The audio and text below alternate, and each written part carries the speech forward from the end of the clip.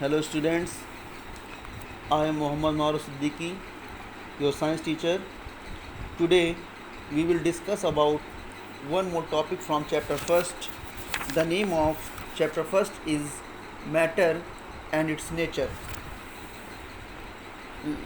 The name of topic is today compounds. Let's see the topic. Please listen carefully. Students, in this chapter, first of all, we will go through the topic compounds. Compounds, in contrast to an element, a compound can be split or broken down into simpler substances by chemical means. Compound means यौगिक. Compound को तोड़ा जा सकता है. Split means तोड़ना, broken means भी तोड़ना. किसी भी एक कंपाउंड को तोड़ा जा सकता है सिंपलर सब्सटेंसेस, साधारण पदार्थों में, by chemical means.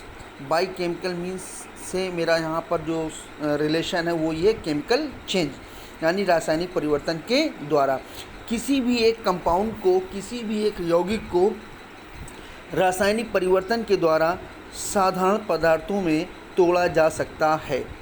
For example, उदाहरण के लिए, water can be split into hydrogen and oxygen.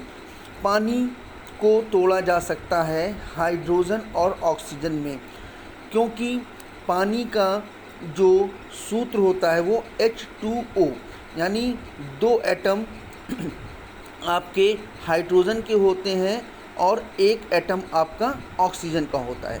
Means अगर वाटर का एक मॉलिक्यूल है तो वाटर का एक मॉलिक्यूल आपका H2O, तो ये वाटर का एक मॉलिक्यूल आपका दो हाइड्रोजन एटम और एक ऑक्सीजन एटम से मिलकर के बनता है. तो इस तरीके से आप कह सकते हैं कि वाटर इज़ अ कंपाउंड. पानी क्या है? एक यौगिक है. सिमिलरली, ठीक उसी तरीके से कार्बन डाइऑक्साइड का सूत्र होता है CO2 is a compound. Carbon dioxide भी एक यौगिक है, as it can be split into carbon and oxygen. और इस तरीके से हम लोग कार्बन डाइऑक्साइड को भी कार्बन और ऑक्सीजन के रूप में अलग कर सकते हैं. अब कार्बन डाइऑक्साइड में कार्बन का एक एटम है और ऑक्सीजन के दो एटम्स हैं. इनफैक्ट वास्तव में 2 or more elements chemically combine to form a compound. Compound आपका कैसे बनता है?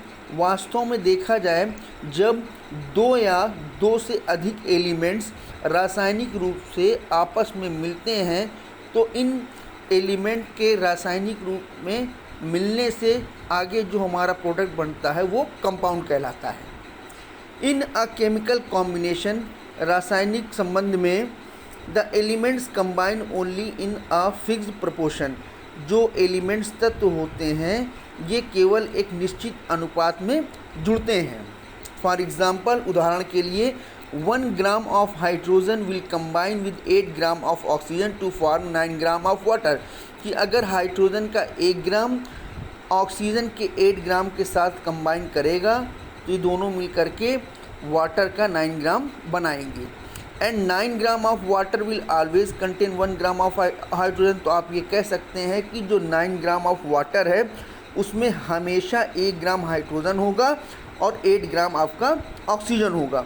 Never 2 gram of hydrogen and 7 gram of oxygen. आप ये नहीं कहेंगे कि दोनों को मिला करके जो 9 हुआ है इसमें से 2 हाइड्रोजन है और 7 ऑक्सीजन है, बल्कि जितने ग्राम आपने जो लिया है आप वो कहेंगे. और hydrogen and oxygen in any other proportion. Oxygen और हाइड्रोजन किसी अन्य अनुपात में भी हो सकते हैं. Also the compound formed is entirely different from its constituent element. जितने भी सारे कंपाउंड जो भी बनते हैं वो पूरी तरीके से अपने कॉन्स्टिट्यूएंट एलिमेंट से भिन्न होते हैं. फॉर एग्ज़ाम्पल, उदाहरण के लिए, hydrogen and oxygen are gases. जैसे कि देखिए, हाइड्रोजन और ऑक्सीजन क्या है? गैसेस के फॉर्म में है, लेकिन आगे जा कर के आपका वाटर क्या कंपाउंड के फॉर्म में बन रहा है. तो उसी चीज़ को कह रहा है कि जो भी कंपाउंड आपका बनेगा पूरी तरीके से वो डिफरेंट होगा जो उसमें शामिल किए गए एलिमेंट्स थे उनसे. But a compound found by them, लेकिन उनसे जो कंपाउंड बनता है, जैसे कि अभी आपने हाइड्रोजन और ऑक्सीजन के बीच से जो कंपाउंड बना वो क्या है, वाटर, और वाटर क्या इज़ अ लिक्विड, एक तरल पदार्थ है। सिमिलरली इसी तरीके से the blue crystal of copper sulphate, copper sulphate का सूत्र होता है CuSO4। कॉपर सल्फेट आपका नीले क्रिस्टल फॉर्म में होता है, are entirely different from their constituent element, और ये जिस एलिमेंट से मिलकर के बनता है उस एलिमेंट से ये पूरी तरीके से अलग होता है। कॉपर सल्फेट है तो कॉपर और सल्फ़र से मिलकर के बना है, तो कॉपर कैसा होता है, रेड ब्राउन मेटल होता है। कॉपर क्या है, मेटल है, कैसा है, रेड ब्राउन, और सल्फ़र क्या है, येलो नॉन मेटल है। अब देखिए कि यहाँ पर कॉपर आपका मेटल है और सल्फ़र आपका नॉन मेटल है, और कॉपर का कलर कैसा है, रेड ब्राउन, सल्फ़र कलर कैसा है, येलो, और फिर भी दोनों आपस में मिल रहे हैं तो जाकर के जो कॉपर सल्फेट बन रहा है वो कैसा हो रहा है, ब्लू कलर का। और ऑक्सीजन जो आपकी ये एक आपकी कलरलेस गैस है, रंगहीन गैस है। स्टूडेंट्स, आज हमने आप लोगों को कंपाउंड्स टॉपिक क्लियर किया है। आप सभी लोग इसको अच्छे से 2 और 3 टाइम्स पढ़िएगा और पढ़ करके समझिएगा, इसको लर्न करिएगा। Thank you.